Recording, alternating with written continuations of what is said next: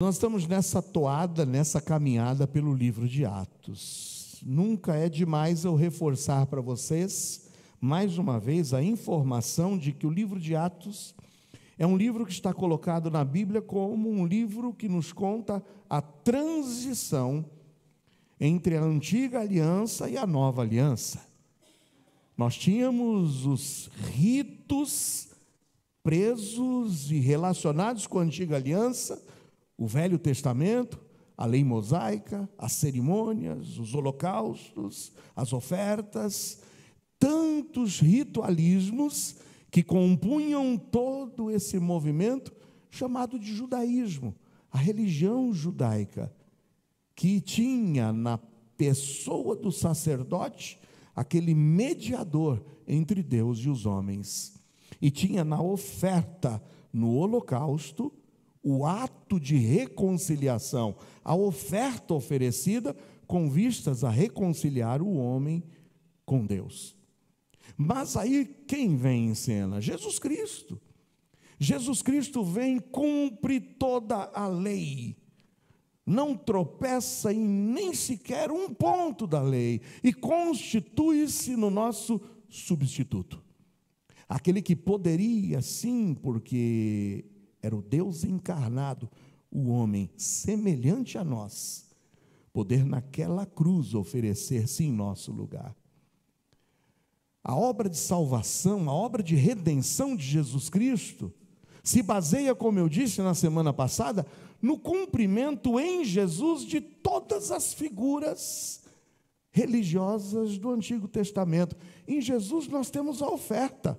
Eis o Cordeiro de Deus que tira o pecado do mundo. Mas em Jesus nós temos o sacerdote, ele é o nosso sacerdote. Há um só Deus, já dizia Paulo quando escreveu a Timóteo, e um só mediador entre Deus e os homens. Quem é este? Jesus Cristo, o homem. Em Jesus se cumpre todos os ritualismos. A mesa dos pães, Jesus é o pão da vida. O candelabro com a sua luz que não se apagava, Jesus é a luz do mundo. Em Jesus se cumpre tudo. Jesus hoje é o nosso substituto. E nessa transição no livro de Atos, nós veremos conflitos. Porque, meus amados irmãos, o sistema estava todo ele ali organizado. Então, até a semana passada, no capítulo 14, eu apresentei a vocês o perigo da polarização. Principalmente do confronto, da contradição. Porque o cristianismo veio fazer o quê? Lançar por terra ritualismos. Não é mais por cumprimento de ordenanças, não é mais por ritualismos, não é mais por oferta, não é mais por um sistema que a gente chega à presença de Deus, mas é por Jesus. Então a mente do ser humano precisaria ser transformada, principalmente a dos religiosos judeus. Então Jesus veio para trazer essa contradição, Jesus veio para trazer esse confronto. E no capítulo 14 nós vimos a polarização entre aqueles religiosos que queriam dizer: esqueça esse papo de Jesus, nada de Jesus, é o nosso sistema que continua salvando. Você precisa trazer ofertas, você precisa se circuncidar. Todos sabem o que é circuncisão? Sim ou não? Amém? Eu vou tentar aqui falar de uma forma simples. Todo menino judeu passava por um pacto. Era o pacto da circuncisão. No 8º dia, a carne do seu prepúcio era cortada. Hoje em dia, talvez muitos dos meninos, ou muitos dos homens que já foram meninos, passaram por uma cirurgia corretiva, ou até preventiva, para uma melhor asepsia do órgão masculino. Talvez o seu menino já passou por uma cirurgia chamada de fimose. Então a circuncisão era algo parecido com isso. Era um pacto. É claro que quando se cortava aquela pele excedente, o sangue era derramado. E isso era um pacto de pertencimento. Esse menino agora é um judeuzinho. Esse menino agora pertence ao povo de Deus. Então o que acontece? Jesus vem para lançar por terra todos esses ritualismos. Eu não preciso mais de cordeiro, eu não preciso mais de levar holocausto, eu não preciso mais guardar dias sagrados, eu não preciso mais comemorar aquelas festas, eu não preciso trazer nada disso. Menino não precisa mais ser circuncidado. Tudo isso se cumpre em Jesus, que até cumpriu o rito da circuncisão nele mesmo, quando nasceu. Aí, nessa transição, vai ter oposição, polarização com os de fora. Aqueles que não queriam mudança, os que rejeitavam Jesus claramente. Mas o capítulo 15 vai falar de uma outra polarização e de uma outra controvérsia. É a controvérsia que começou a ter nos de dentro, na igreja. Porque tinha gente agora que queria obrigar os outros a, mesmo depois de convertidos, a terem aceitado e crido em Jesus como Salvador, a que tinham que continuar nas ordenanças, na guarda de dias sagrados, no oferecimento de sacrifícios, no cumprimento do rito da circuncisão. Então esse conflito começa a ter dentro da igreja, no que a gente chama de legalismo. E a gente vai ver que esse problema de polarização, de controvérsia dentro da igreja, ocorre até hoje em alguns movimentos religiosos. Mas vamos entender? Porque o capítulo 15 eu vou dividir em 3 rápidas partes. Primeiro a gente vai ver qual é o conflito. Qual é o conflito que surge dentro da igreja? Eu não estou falando com gente de fora, eu estou falando com crente. É aquele papo que a gente às vezes enfrenta dentro da igreja, em que olha e fala: olha o corte do cabelo do irmão. Que coisa, não pode. Ou então que olha e fala: eita, olha, a irmã pintou a unha de vermelho, não pode. Ou então, olha, o comprimento do cabelo da irmã. O quê? Está sem gravata? O quê? Não está guardando o sábado? Então, todas essas controvérsias que começam a surgir dentro da igreja, é o que começa a acontecer a partir do capítulo de número 15. Então, vai ter o conflito. E como é que o conflito é administrado? Vamos conversar. A segunda parte do capítulo 15 vai ter a conversa. Vamos ver o que é bíblico e o que não é bíblico? Porque a gente precisa lutar e brigar pela doutrina, e não pelo legalismo e pelos costumes. E aí, depois de decidido, é feita uma recomendação. E em cima dessa recomendação sai uma carta. E essa carta vai para ser espalhada por todas as igrejas. Então vamos ver qual é o conflito. Está preparado? Abre sua Bíblia aí. Em Atos 15 nós vamos ler os primeiros 5 versículos. Conflito. Então alguns que tinham descido da Judéia ensinavam assim os irmãos. Veja que o problema está entre os irmãos. Não é gente querendo dizer: não creio em Jesus. Não, Jesus, isso é heresia.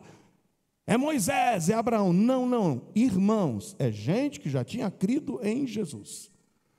Mas o que começou a ser ensinado entre os irmãos? Se não vos circuncidardes, conforme o uso de Moisés, não podeis o quê, irmãos? Salvar-vos. Ah, não! Vocês estão abolindo, estão dizendo que o menino não precisa mais ser circuncidado? Tem que ser sim, porque se não for circuncidado, não pode ser salvo. Entenda, irmãos, o perigo dessa afirmação, o perigo dessa controvérsia. Porque eles estavam dizendo que o evangelho de Jesus não era suficiente, e que o sacrifício de Cristo na cruz do Calvário não era suficiente. Porque além de Jesus, precisava ter o quê? A circuncisão. Esse foi o perigo que começou a entrar dentro da igreja. E tendo tido Paulo e Barnabé não pequena discussão e contenda contra eles, veja que a contenda não era com os de fora, a contenda agora era com os irmãos. Por esse ensinamento que estava sendo pregado dentro da igreja, e que era contrário à vontade de Deus. Teve dissensão, teve discussão, teve contenda. Aí resolveu-se que Paulo e Barnabé e alguns outros dentre eles subissem a Jerusalém aos apóstolos e aos anciãos sobre aquela questão. Vamos pedir ajuda dos universitários, é mais ou menos isso. Vamos ver, os apóstolos têm que dizer para a gente, o que a gente vai fazer agora? Porque tem irmão que está dizendo que não precisa mais circuncidar, tem outro irmão que está dizendo que precisa. Vamos pedir ajuda para quem sabe. Foram pedir ajuda para os apóstolos e para os anciãos. 3, e eles sendo acompanhados pela igreja, passavam pela Fenícia e por Samaria, contando a conversão dos gentios, e davam grande alegria a todos os irmãos. É interessante, né, que não perdem tempo. Enquanto eles estavam lá, Paulo e Barnabé, para levar o caso lá em Jerusalém, para ver o que os universitários, o que os apóstolos e os anciãos iriam dizer a respeito, eles iam passando por várias cidades, e não perdiam tempo, não perdiam a oportunidade, iam o quê? Pregando o evangelho, confirmando os cristãos por onde passavam. 4, e quando chegaram a Jerusalém, foram recebidos pela igreja e pelos apóstolos e anciãos, e lhes anunciaram quão grandes coisas Deus tinha feito com eles. É mais ou menos aquilo, olha, quer ouvir uma notícia boa ou uma notícia ruim? Qual que você quer ouvir primeiro? Aí primeiro eles deram a notícia boa. Olha, meus amados irmãos, por onde a gente vai passando é gente que está se convertendo, louvado e bendito seja o Senhor. Tem gente crendo em Jesus, o evangelho está prosperando. Essa é a notícia boa. Agora tem uma notícia que a gente precisa da ajuda de vocês. Porque alguns, porém, da seita dos fariseus, que tinham crido, se levantaram dizendo que era mister circuncidá-los e mandar-lhes que guardassem a lei de Moisés. Ah, tem gente se convertendo, mas eles estão sendo circuncidados? Tem que circuncidar. Essa é a controvérsia. Quando o legalismo insistia em permanecer, mesmo depois de Cristo haver trazido a liberdade desses ritualismos. A controvérsia surge, levantada pelos fariseus crentes. Lembra quem eram os fariseus? A gente muitas vezes fala, fariseu era um relaxado. A gente chama alguém que chega atrasado, às vezes, você já viu? Forma errada de interpretar. Às vezes alguém chega atrasado, alguém falta num compromisso, ou alguém leva a coisa relaxadamente, a gente fala, o fariseu aí. Não, os fariseus eram zelosos. Eles queriam mesmo era serem vistos, eles chegavam na hora. Eles faziam tudo para depois dizer, está vendo? Eu faço e cumpro tudo na risca. Então, esses fariseus estavam criando caso dentro da igreja. Alguns deles creram em Jesus, mas estavam ainda querendo manter os costumes. Porque por esses costumes eu posso demonstrar o quanto eu sou melhor do que o outro. É aquele que tenta se justificar ainda por suas obras. Irmãos, a grande controvérsia que a gente vai ver no capítulo 15 são perguntas que a gente precisa responder. E a primeira pergunta é, nós somos salvos pela graça ou nós somos salvos pela lei?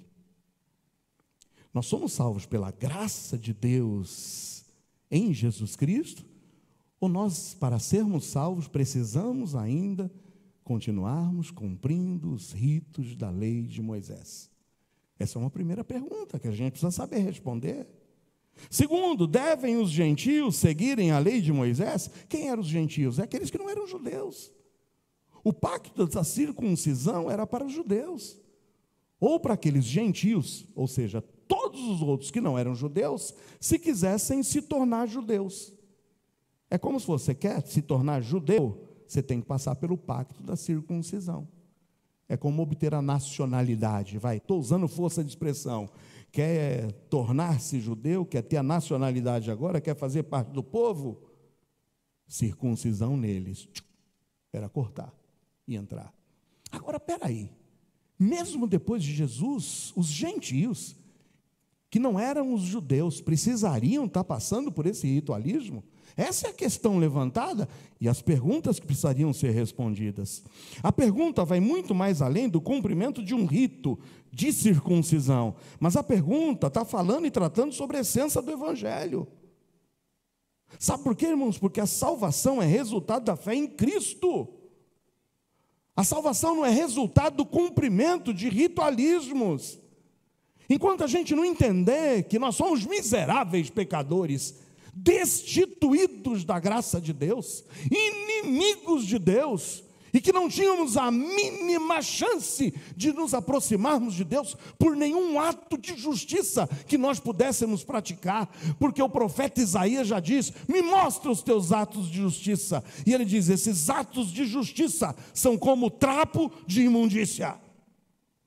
Não tem um sequer que possa se apresentar diante de Deus, levantar as suas mãos e dizer: mereço estar aqui, porque todos nós merecemos o inferno, porque todos pecaram, destituídos estão da glória de Deus. Ah, mas eles estavam querendo se justificar por cumprimento de ritualismos. Irmãos, isso aqui é querer ganhar salvação em cima de meritocracia. Eu mereço, olha o que eu fiz, olha a minha lista de ações, olha quantas vezes eu fui na igreja durante esse ano, olha quantas vezes eu dei o dízimo, olha quantas vezes eu fiz isso ou aquilo. Trapo de imundícia. E se você acha que pode ser salvo por atos de justiça que você acha que você faz, lê do engano, porque você um dia vai se deparar com o fogo do inferno. Vai ouvir da boca de Jesus: não vos conheço. Como não, Senhor? Em teu nome nós expulsamos demônios, em teu nome nós fizemos prodígios e maravilhas. Vão vocês malditos para o fogo eterno, preparado para o diabo e seus anjos. Ninguém jamais chegará à presença de Deus por merecimento.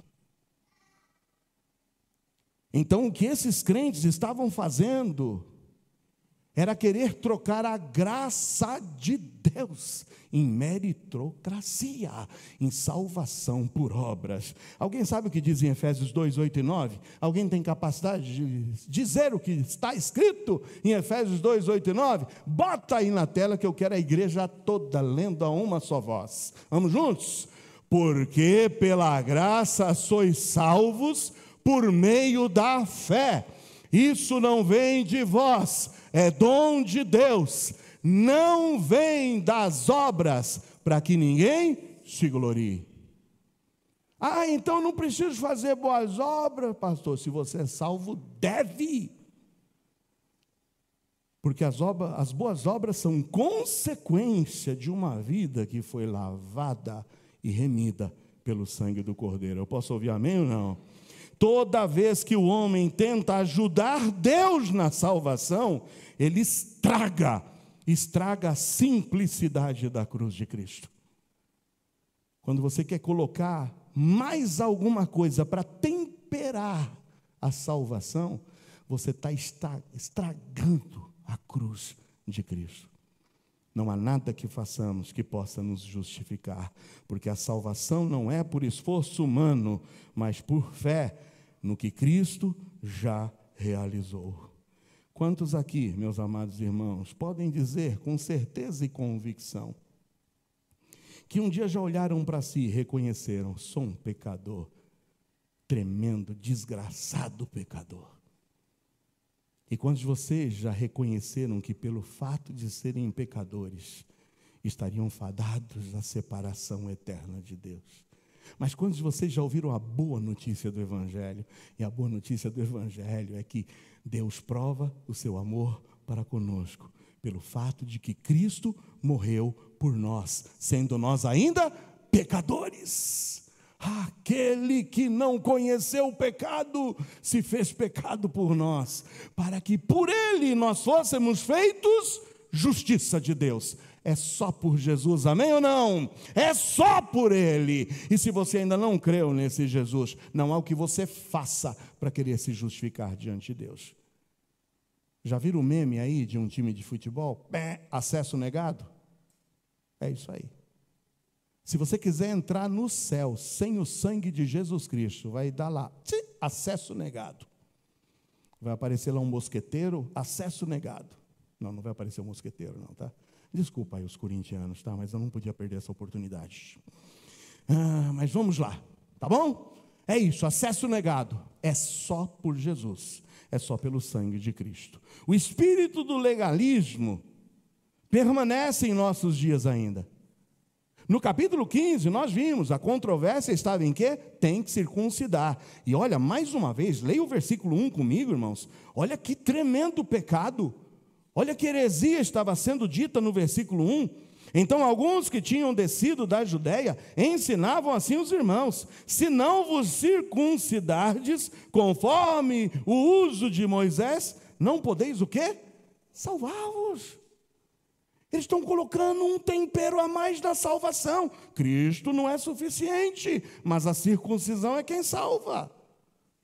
Que baboseira é essa? Mas esse legalismo, essa forma ainda, está presente nos nossos dias. Você já viu o movimento dizendo que quem salva é o batismo? Ah, não, você precisa ser batizado para ser salvo.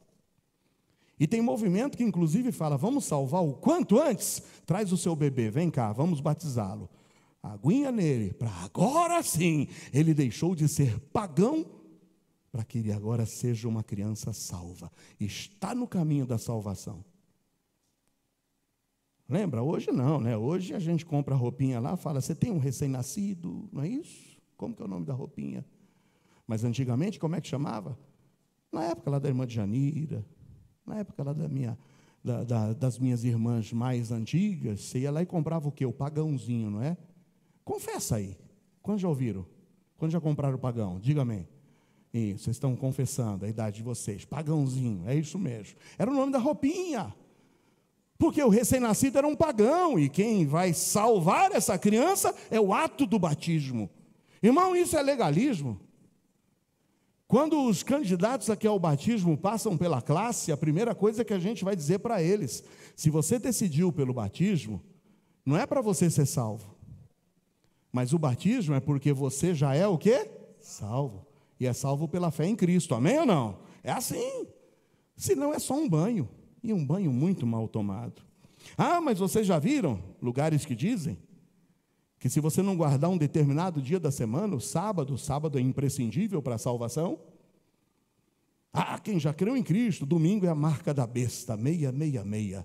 Todos vocês que estão guardando domingo, e como nós estamos hoje aqui, não guardando para a salvação, porque eu cultuo, meu Deus, em qualquer dia da semana, amém ou não? Deus não é reconhecido, cultuado ou adorado em um único dia da semana, mas em todos os dias. Quer ver? Abre sua Bíblia em Colossenses 2. Veja o que diz, Colossenses 2, 16 a 18. Colossenses 2, 16 a 18. É Paulo, irmãos, Paulo batalhando, porque essa guerra e sabe, esse documento que precisou ser escrito, como a gente vai ver no capítulo 15, é um documento que precisou ser reforçado por Paulo em várias outras cartas que ele escreveu a várias outras igrejas. E aqui em Colossenses, Paulo está justamente batalhando contra heresias que são colocadas dentro das igrejas. Colossenses 2, 16 a 18. Portanto, ninguém vos julgue pelo quê? Comer. Ou pelo quê? Beber. Ou por causa dos dias de festa. Ou da lua nova. Ou dos o quê? Sábados. Ninguém mais nos julga por dia da semana, por sábado, porque tudo isso, versículo 17, são sombras das coisas futuras, mas o corpo é de Cristo. Por isso, ninguém vos domine a seu arbítrio com pretexto de humildade e culto dos anjos. Tem gente dizendo que tem anjo, que você precisa ter um encontro com um anjo, porque é o anjo que vai te levar para o céu.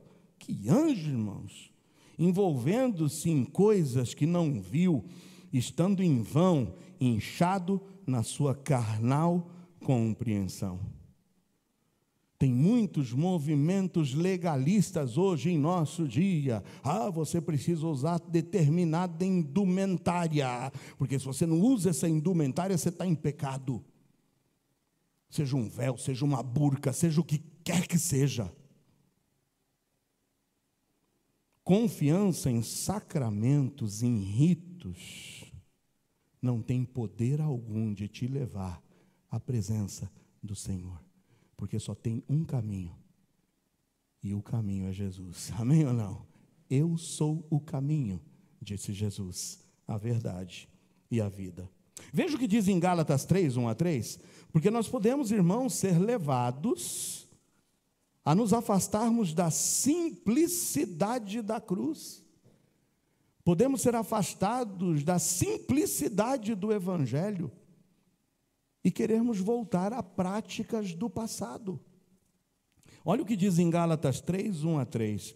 Ó insensatos Gálatas, quem vos fascinou para não obedecerdes à verdade a vós, perante os olhos de quem Jesus Cristo foi evidenciado e crucificado entre vós, só quisera saber isso de vós: recebestes o Espírito pelas obras da lei ou pela pregação da fé?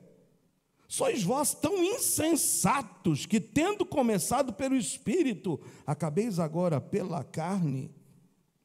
O legalismo sempre está sugerindo que o sacrifício de Cristo não é suficiente e tenta acrescentar méritos humanos à obra consumada na cruz. Eu preciso acender uma vela, eu preciso fazer um sacrifício, eu preciso de um sal grosso, eu preciso de um galho de arruda, eu preciso fazer um trabalho, uma oferenda, eu preciso subir o monte, eu preciso fazer uma peregrinação. É gente colocando acréscimos, aditivos ao Evangelho, e que faz com que o ser humano se afaste da simplicidade da cruz. Ainda em Gálatas, eu quero ler mais um texto, está no capítulo 2, versículos 16-21. Gálatas 2, 16-21. Sabendo que o homem não é justificado pelas obras da lei, mas pela, diga em voz alta, pela fé em Jesus Cristo, tendo também crido em Jesus para sermos justificados pela fé em Cristo, e não pelas obras da lei, porquanto pelas obras da lei nenhuma carne será justificada. Eu não aniquilo a graça de Deus, porque se a justiça provém da lei, segue-se que Cristo morreu em vão. Se você quer continuar no cumprimento dos ritualismos, dos trabalhos que a religião inventa, você está anulando a cruz de Cristo. E se a gente tirar a cruz de Cristo de cena, não tem salvação. Não tem salvação. Você está querendo buscar o socorro na fonte errada. O legalismo é a tentativa de moldar o coração pelo exterior, enquanto o Evangelho transforma o exterior a partir do coração, amém? Aquele que está em Cristo é uma nova criatura. As coisas velhas se passam e tudo se faz novo. A graça liberta, a lei condena. A graça transforma, a lei apenas mostra o quanto somos incapazes. A lei aponta para o caminho, e o caminho é Jesus, mas só a graça nos leva ao destino. Esse então, irmãos, foi o conflito. Vocês conseguem entender? Vocês conseguiram entender qual era o conflito que estava tendo aqui nas igrejas? O conflito era esse. Era irmão que não queria deixar. Eu me recordo que minha mãe usava essa expressão, o pozinho da casa de Faraó. Lembra? Você sai da religião, você sai do movimento, mas você quer continuar carregando o movimento contigo. São ritualismos, são gesticulações, são objetos, são utensílios, é a guarda de um determinado dia, é o cumprimento de uma penitência, para que eu possa estar me habilitando à graça e à misericórdia de Deus. Irmãos, obra não salva, mas a graça do Senhor, sim. Apoie-se nessa graça. O que fazer então para resolver essa controvérsia? É aí que dos versículos 6-21, eu não vou ler todos os versículos, tá bom? Mas eu vou dizer para vocês que teve um debate. Paulo e Barnabé foram lá e debateram com os anciãos, com os apóstolos, para ter uma resposta concisa para poder levar a esses que estavam insistindo ainda nas práticas da lei.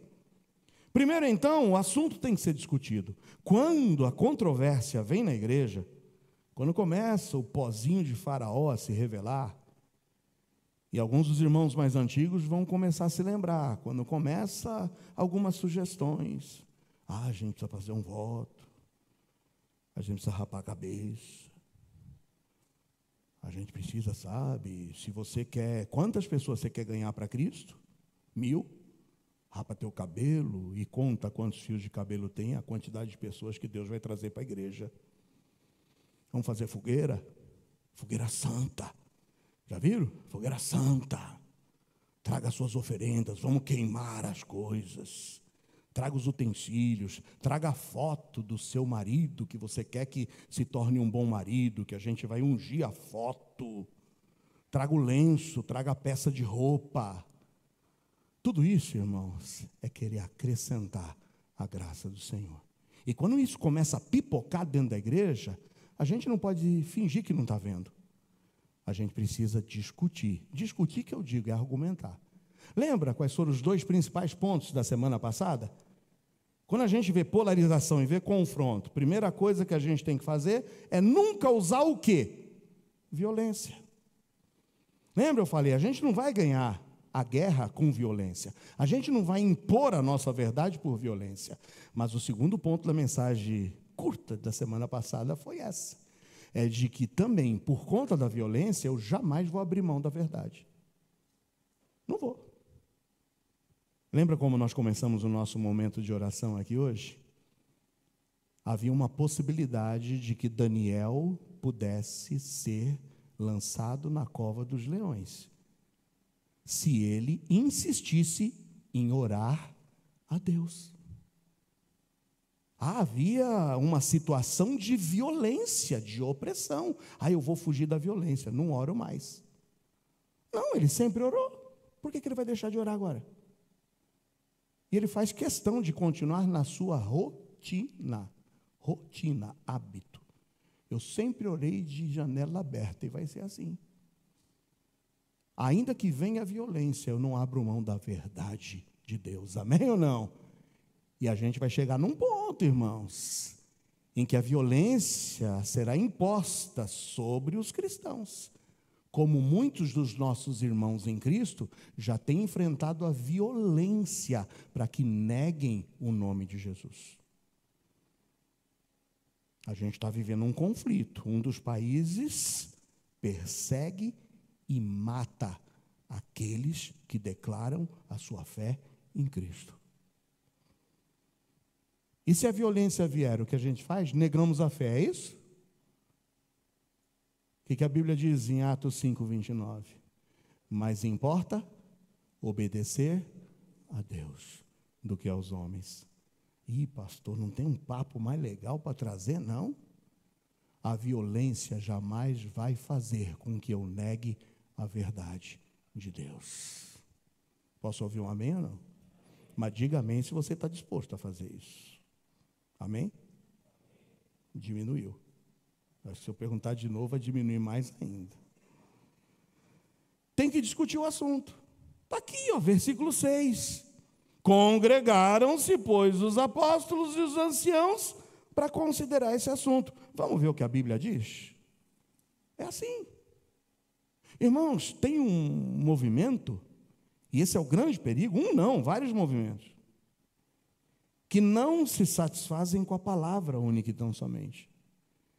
E quando a gente abre a possibilidade de que o que Deus quer que eu faça não esteja centrado única e tão somente nessa Bíblia, a gente fica aberto a visões. Tem um movimento que tem um livro próprio. Está aqui, na avenida, sobe ali, templo bonito, bem na esquina do cemitério. Tem até o nome de Cristo lá na igreja, Igreja de Jesus Cristo, dos santos dos últimos dias. Mas você sabe qual é o livro mais importante para eles? Não é esse, mas é o livro de Mórmon. e que na sua introdução já diz exatamente isso. Esse livro é o livro mais perfeito da terra, e que, seguindo os seus preceitos, nós nos aproximamos mais de Deus do que por qualquer outro livro. Quando a gente fica aberto a essas visões, a gente fica aberto às revelações. E tem tanta gente hoje buscando movimentos. Dá para você me dizer, tira uma revelação para mim. Vocês se lembram quando tinha caixinha da promessa? Quantos tem caixinha de promessa ainda em casa? Você tem? Caixinha da promessa, você ia lá, Senhor, me dá uma palavra aqui hoje. Aí você tirava ali o versículo. Pega, mata e come. Eita, nós, Senhor. Eu estava aqui querendo dizer se eu perdoava o meu irmão ou não, e aí pega justo esse versículo, pega, mata e come. Vou ter que esquartejar o irmão, ainda fazer um churrasquinho dele. Aí a gente fica ali no horóscopo cristão. A caixinha da promessa era o horóscopo cristão. Me diga o que eu tenho que fazer hoje. E você vai ali. E tem gente hoje que vai para igrejas. Me dá uma revelação, pastor. Eu só tenho uma palavra de Deus para mim. Eu estou me revelando aqui, né? Aí começa. Aí tem que ter o ritualismo, tem que ter o rodopio, né? Tem que ter o sopro. Receba. Não é isso? E aí vem, aí eu dou a palavra, e as pessoas escravizadas vão cumprir a palavra. Dá tudo o que você tem. O Senhor está me dizendo, meu Deus, o Senhor está me mostrando Abraão. Olha Abraão, você está vendo aqui? Olha Abraão andando, diga amém. Não vão dizer, ainda bem que vocês estão vacinados, né? Estou vendo Abraão, olha Abraão entregando tudo, entregando o seu filho. Entrega tudo. Pô, cadê a salva? Eu ia mandar passagem aí agora, né? Recolha, dê tudo. E assim tem gente esperando revelação. Irmãos, vamos discutir o assunto? Está na Bíblia? Se está na Bíblia, amém. Se não está na Bíblia, irmãos, lança fora. A Bíblia para nós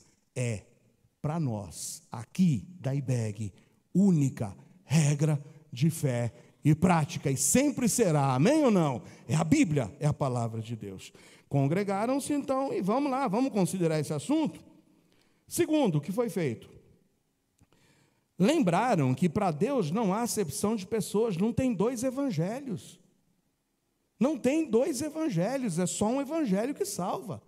Quando Cristo veio e cravou na cruz do Calvário a cédula do pecado que havia contra nós, a Bíblia nos diz agora em João 12, mas a todos quantos o receberam, a estes Deus deu o poder de serem feitos filhos de Deus, seja judeu, seja grego. Olha o que diz em Romanos 1, 16 e 17. Abra sua Bíblia lá em Romanos 1, 16 e 17. Vamos ver se tem dois evangelhos. Se tem duas mensagens, agora tem a mensagem para o judeu e tem a mensagem para o gentil. Olha o que diz em Romanos 1, 16 e 17. Porque não me envergonho do evangelho de Cristo. Porque o evangelho de Cristo é o quê? Poder de Deus para a salvação de todo aquele que crê. Primeiro do judeu, mas também de quem? Do grego. Porque nele se descobre a justiça de Deus de fé em fé, como está escrito, mas o justo viverá pela fé. Não tem dois evangelhos. Não tem o evangelho do judeu, que agora precisa se circuncidar ainda, e o evangelho do gentil, que para se tornar salvo precisa também se circuncidar. O Senhor não faz acepção de pessoas. Por isso que no versículo 9, 10 e 11, dentro dessa discussão, em Atos 15, é considerado isso. Veja. Não fez diferença alguma entre eles e nós, purificando seus corações pela fé. Agora, pois, por que tentais a Deus, pondo sobre a serviço dos discípulos um jugo que nem nossos pais, nem nós podemos suportar? Mas cremos que seremos salvos, e seremos salvos pela graça do Senhor Jesus Cristo, como eles também. Tanto nós, judeus, seremos salvos a partir de agora pela fé em Jesus, como todos os outros, seja gentil, seja grego, seja brasileiro, chinês, português, espanhol, africano do sul, moçambicano, angolano, português, norte-americano, não importa. Todos agora são salvos pela fé em Jesus Cristo. Amém ou não? Quantos já creram em Jesus? Diga amém. Ah, que amém fraco. Quantos já creram em Jesus? Amém. Melhorou, mas não está bom ainda. Tem gente que talvez tenha dúvida no coração. Eu te indico, se tens dúvida no teu coração, só tem um caminho para você, e é o caminho pregado pelos apóstolos em Atos, desde o capítulo de número 2. Que faremos, varões, irmãos? Arrependei-vos. Arrependei-vos. E a mensagem do arrependimento continua sendo a única mensagem. Não devemos jamais, irmãos, pôr um jugo onde Deus colocou graça. Por isso, que dentro dessa discussão, primeiro, vamos lá, vamos discutir, é necessário, vamos ver o que a Bíblia diz. E a Bíblia nos diz que não tem diferença, é um evangelho só. Esse evangelho salva a todos, a você inclusive, que entrou aqui nessa noite e que ainda não creu nesse evangelho. O evangelho exige de você fé, e fé é crer no seu coração que Cristo morreu pelos seus pecados, foi sepultado, mas ressuscitou ao terceiro dia.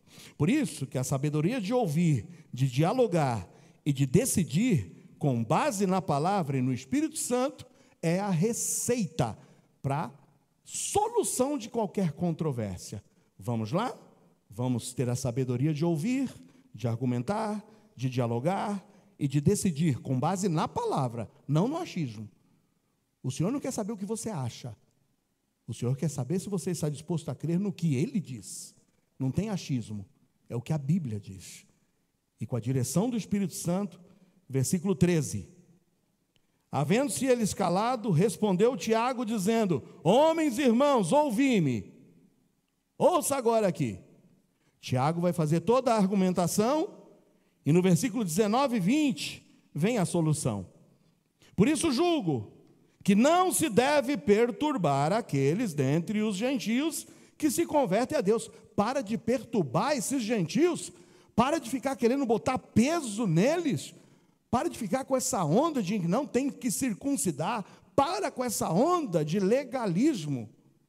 E aí vocês acrescentam aqui na sopa tudo que eu já disse de antemão, e que tem sido colocado aí em muitos movimentos religiosos como aditivos. Quer dizer, além de Jesus eu preciso disso, além de Jesus eu preciso cumprir uma ordenança, além de Jesus preciso guardar um dia, além de Jesus preciso de uma penitência, além de Jesus preciso do batismo, além de Jesus preciso acender uma vela, além de Jesus preciso fazer um trabalho, além de Jesus, nada além de Jesus, é só por Jesus, amém ou não? E nenhum outro a salvação, porque debaixo do céu nenhum outro nome é dado entre os homens, pelo qual importa que sejamos salvos. E eu posso ouvir? O nome dele é o quê? Ah, que fraco, o nome dele é Jesus, amém, louvado e bendito seja o seu nome. Depois disso então, vem no versículo 20 uma coisa interessante. Vamos escrever uma carta para as igrejas, uma orientação, e dizendo que a única coisa que a gente vai colocar como uma exigência, e nós vamos entender, hein? Porque isso aqui, de repente, a gente vai ler e vai falar, por que isso? A única exigência que a gente vai colocar aqui agora, para eles terem atenção. Tenham atenção em quê? A que se abstenham das contaminações dos ídolos. A que se abstenham da fornicação. A que se abstenham do que é sufocado e que se abstenham do sangue. Vem 4 orientações. Esquece a circuncisão. A única coisa que a gente precisa manter atenção é nesses 4 pontos. E continua ensinando. Agora, por que disso? Qual a razão dessas proibições? Qual a razão de dizer, olha, vocês precisam se abster, ou seja, afastem-se das contaminações dos ídolos, afastem-se da fornicação, afastem-se do que é sufocado e afastem-se de tudo que envolve sangue. Uau, interessante, no Antigo Testamento não era oferta de sangue? O animal tinha que ser morto, o sangue derramado, o sangue aspergido. Mas agora os apóstolos estão dizendo, diga para eles evitarem essas 4 coisas. Por quê? Qual a razão dessas proibições? Primeiro, irmãos, o evangelho estava sendo pregado aonde? Vocês se lembram? O evangelho estava agora se espalhando por todo o mundo. Qual era, irmãos, a realidade do mundo conhecido aqui? Eles estavam passando por Grécia, eles estavam passando por hoje o que a gente conhece como Turquia, eles estavam passando por aquelas regiões totalmente dominadas pelo paganismo. O paganismo era cultural. Poderia dizer para vocês, templo de Apolo, templo da deusa Diana dos Efésios, templo de Afrodite e tantos outros templos. E sabe qual era a cultura daquela época? A cultura daquela época, associada a esses cultos pagãos, era de levar alimentos para serem oferecidos aos ídolos. Lembra das recomendações de Paulo? A gente poderia, irmãos, estender essa mensagem até meia-noite, amém ou não? Não seja também tão falso assim, né? Você não vai querer ficar até a meia-noite. A gente poderia estender, sabe por quê? A gente poderia ler todos os textos que foram escritos por Paulo aos Romanos e aos Coríntios. Lembra? Todas as coisas me são, mas nem todas as coisas me o quê? Vamos ler só um. Abre lá em 1 de Paulo aos Coríntios 10, 23 a 33. Não vai dar até meia-noite, não. Está dando 8:05. Veja o que diz, 1 de Paulo aos Coríntios 10, 23 a 33. Com esse aqui a gente mata tudo. Olha o que diz na 1 de Paulo aos Coríntios 10, 23 a 33. Todas as coisas me são lícitas, mas nem todas as coisas convêm. Todas as coisas me são lícitas, mas nem todas as coisas o quê? Edificam. Ninguém busque o proveito próprio, antes cada um o que é do outro. Comei de tudo quanto se vende no açougue, sem perguntar nada por causa da consciência, porque a terra é do Senhor e toda a sua plenitude.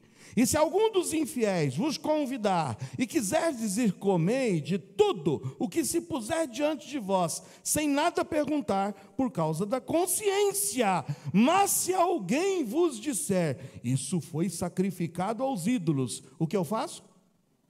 Não como. Ai, por quê? Ai, macumba, meu Deus, vai pegar, bate na pedra, cruz credo. É por isso, é por medo? Não, é pela consciência do outro.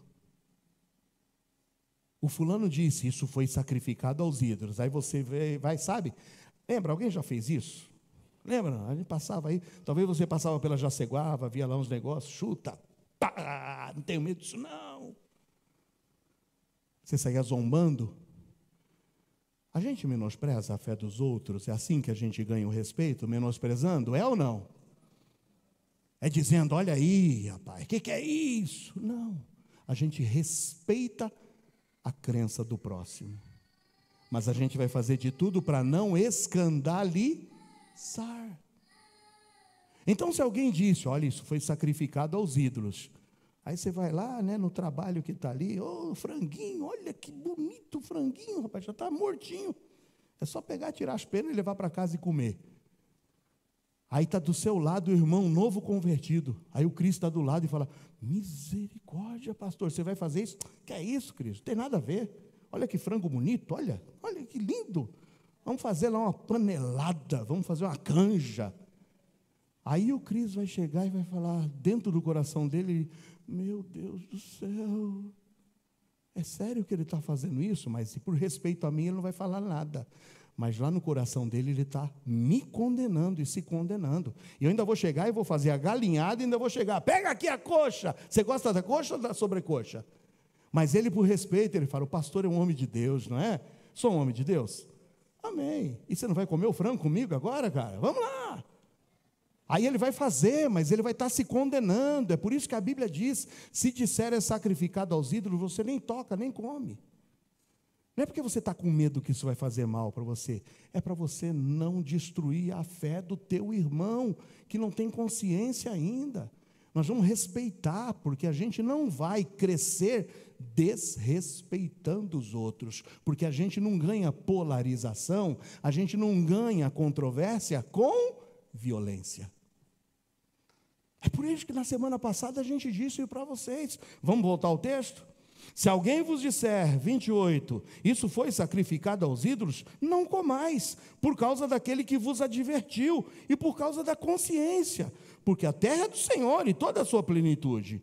Eu digo, porém, eu falei consciência, né? Mas aí Paulo ainda vai consertar não, esclarecer. É a consciência de quem? Minha? Não, é a consciência do outro. Ó. Digo, porém, a consciência não a tua, mas a do outro. Pois por que há de a minha liberdade ser julgada pela consciência de outro? E se eu com graça participo, por que sou blasfemado naquilo porque dou graças? Portanto, quer comais, quer bebais, ou façais qualquer outra coisa, fazei tudo para a glória de quem, irmãos? De Deus. Por isso portai-vos, e portai-vos de modo que não deis escândalo nem aos judeus, nem aos gregos, nem à igreja de Deus. Como também eu, em tudo agrado a todos, não buscando o meu próprio proveito, mas o de muitos, para que assim se possam o quê? Salvar. Você entende? Por que que Paulo, junto com Barnabé, junto com Tiago, junto com os apóstolos e junto com os anciãos, colocaram a relação de algumas coisas que deveriam ser evitadas?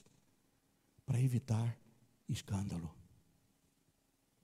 Para que a gente não pudesse ser veículo de impedir que outras pessoas pudessem chegar ao conhecimento da verdade, por ver em nós o que muitos dizem por aí: crente é tudo orgulhoso, crente é tudo soberbo, eles vivem dizendo que só eles vão para o céu, menosprezam, não respeitam. Eu já disse para vocês que teve um irmão um dia, misericórdia, se pudesse dar uma, a gente dava na cara do irmão. Porque como é que você chega na casa de alguém, vê a fé da pessoa exposta, e você vai ali e fala, isso aí é uma lagartixa pendurada na parede? Isso não tem valor nenhum, é o mesmo valor de uma lagartixa. Desprezou o objeto religioso da pessoa. Quem sou eu que vou na casa do outro para menosprezar e diminuir a crença do outro? A gente não vai ganhar pela violência, não vamos ganhar pelo menosprezo, mas não vamos ganhar pelo testemunho de uma vida transformada por Jesus, amém ou não? Eu quero esse Deus seu, eu quero esse Cristo, por ver uma vida que respeita, que honra e que dá um bom testemunho, e que não dá escândalo, nem a judeu, nem a grego, e nem tampouco a igreja do Senhor. Para pensar um pouco, irmão. O que você está fazendo? O local que você está indo? As companhias com quem você tem andado? O palavreado? As tuas ações têm sido motivo de escândalo? Porque se aquilo que você, como cristão, está fazendo, está sendo motivo de escândalo, você precisa rever os teus conceitos e o teu caminho. Por isso, então, quais eram as recomendações? Evitem práticas idólatras. Evita de ficar ali comendo carne, foi oferecida aos ídolos. Evita estar nesse ambiente. Por quê? Para não escandalizar. Evita também, e aqui não é só por conta de, é para o irmão não tropeçar, porque é pecado mesmo. Ele falou, fuja da fornicação. Isso é pecado, toda a Bíblia condena a imoralidade sexual. Agora, isso era a realidade presente dentro dos templos pagãos. Existiam as prostitutas e os prostitutos cultuais. Como é que terminava, irmãos, os banquetes e as orgias dedicadas aos deuses gregos e pagãos? Como é que terminava aqueles banquetes, se não em imoralidade, em homossexualidade, em sexualidade aberta? É só a gente ir nos anais da história, vai ler um pouquinho sobre o templo de Afrodite, vai ler um pouquinho sobre os cultos realizados no templo da Diana dos Efésios, vai ver um pouquinho dos cultos realizados no templo de Apolo, e você vai ver que era tudo ligado a orgias, a alimentos sacrificados às divindades pagãs. a orgias sexuais, a bebedeira, a sangue esparramado. E é por isso que a orientação que sai por conta dos apóstolos é: fujam de todas essas coisas, para não dar escândalo. Toma cuidado, meu irmão, mais uma vez eu digo, pelos caminhos que você está trilhando, com quem você está se relacionando. Porque, mais uma vez, eu vou te dizer no versículo 33 do texto que nós lemos da primeira de Paulo aos Coríntios 10. Por que eu devo abrir mão disso? Por que eu devo considerar essas recomendações, e se forem necessárias até hoje? Uma coisa, irmãos, é você comer o tal do sarapatel, do aracajé, aqui. Outra coisa é quando você come o sarapatel e o aracajé, quando você está lá no meio do ambiente. Acarajé. Eu falei o quê? Atacajé? É isso aí. Vocês entenderam? O sarapatel e o acarajé. Lá no ambiente. Quando vem lá a baiana rodando, né? Toma aí. Aí você vai lá, eita, coisa boa, sangue e tal. E aí você sabe que isso aí vai escandalizar. Por que eu devo evitar? Por que eu devo seguir essas recomendações? Por que eu devo fugir dessas coisas que foram recomendadas até hoje? Se houver a possibilidade de eu olhar ao meu redor e levar escândalo a alguém, eu vou evitar. Não por conta da minha consciência, por conta da consciência do próximo. Porque no versículo 33, olha o que diz: eu em tudo agrado a todos, não buscando o meu próprio proveito, mas o de muitos. Para quê, irmãos? Qual é o meu objetivo de abrir mão disso? Qual é o meu objetivo de eu renunciar muitas vezes a algumas ações? Por que o pastor João não vai no carnaval? Por que o pastor João não vai numa festa junina? Por que o pastor João não vai num Halloween? Por que o pastor João não vai pagar a conta de luz dele na casa lotérica? Por quê? Porque se um dia alguém vê o pastor João entrando na casa lotérica, qual é a primeira coisa que ele vai pensar?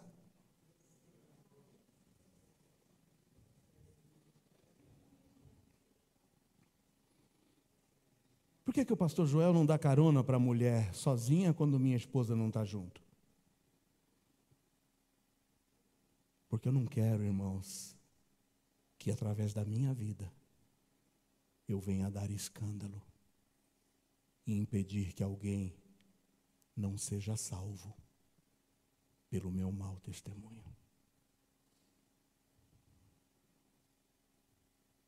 Fica a dica. Essas coisas que a recomendação lançou adiante, é porque o Senhor continua prezando até hoje pela santidade sexual. Amém ou não?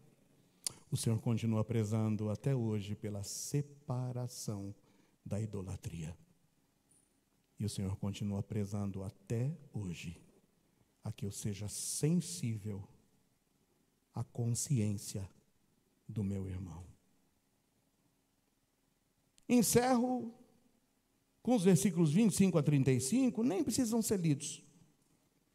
Porque nos versículos 25 a 35, primeiro, uma coisa que eu só queria destacar. Quem é que vai levar essas cartas pelas igrejas? Só Paulo e Barnabé? Não, precisa ter mais gente ajudando eles. Vamos levantar mais alguns irmãos confiáveis, é claro, né? Alguns irmãos que possam levar essas recomendações, e não quando chegar lá dando essa recomendação, você, rapaz, vem dizer isso. Não, vamos escolher bem. 25. Pareceu-nos bem, reunidos concordemente, eleger alguns homens e enviá-los a vós, com os nossos amados Barnabé e Paulo. Homens que já expuseram as suas vidas pelo nome de nosso Senhor Jesus Cristo. Enviamos, portanto, Judas e Silas, os quais, por palavra, vos anunciarão também as mesmas coisas. E quais são as coisas? Versículo 29. Que vos abstenhais das coisas sacrificadas aos ídolos, e do sangue, e da carne sufocada, e da fornicação, das quais coisas bem fazeis, se vos guardardes. bem vos vá. Vão os portadores com a carta e saem ensinando as igrejas, com o testemunho e com a palavra de Deus. A forma como comunicamos verdades espirituais pode unir ou dividir. Por isso que a carta foi escrita com sabedoria, com simplicidade e com amor. Eu encerro dizendo que a polarização é uma realidade tanto com os de fora como os de dentro. E o que fazer? Jamais se esqueça de que a salvação é pela graça, não por obras ou rituais. Qualquer coisa que queiramos colocar diante de Jesus como um aditivo à cruz de Cristo não passa de legalismo. Salvação só pela graça e em Jesus. A igreja deve buscar sempre unidade, e unidade em tempos de diversidade. Por isso, meu amado irmão, se você tem dúvida, não é para ficar numa panelinha dizendo, eu acho que não tem problema, eu acho que é assim mesmo. E a gente formar um grupinho dos que acham não tem erro e dos outros que tem erro. E ficar um grupinho depois afrontando o outro. Que é isso, você... Não, a igreja precisa encontrar unidade na diversidade. Por isso que os nossos distintivos, aquilo que a gente crê e defende, precisa ser defendido por todos. Amém ou não? Se você abraça a fé da IBEG, você tem que, junto com o seu irmão em Cristo, caminhar na mesma direção. Conflitos precisam ser resolvidos, e com diálogo, com oração, lembra? Com a palavra e com muita sabedoria. Jamais o evangelho deve ser um fardo, mas o evangelho tem que ser boas novas de salvação. E que Deus nos abençoe. Fecha seus olhos.